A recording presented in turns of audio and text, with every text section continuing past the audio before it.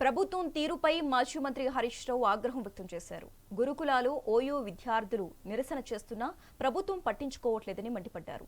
విద్యార్థులు రోడ్డెక్కుతున్నా సీఎం స్పందించట్లేదని ధ్వజమెత్తారు. గురుకులాల్లో అధ్వాన పరిస్థితులపై సీఎం సమీక్షించలేరా అని ప్రశ్నించారు.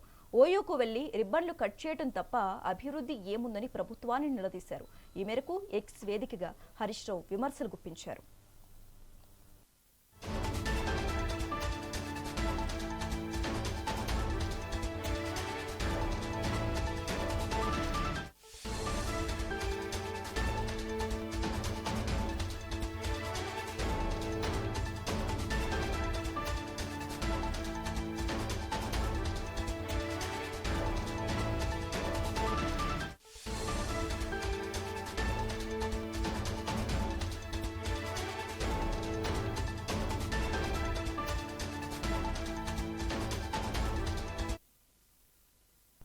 ప్రభుత్వం తీరుపై మాజీ మంత్రి హరీష్ రావు ఆగ్రహం వ్యక్తం చేశారు.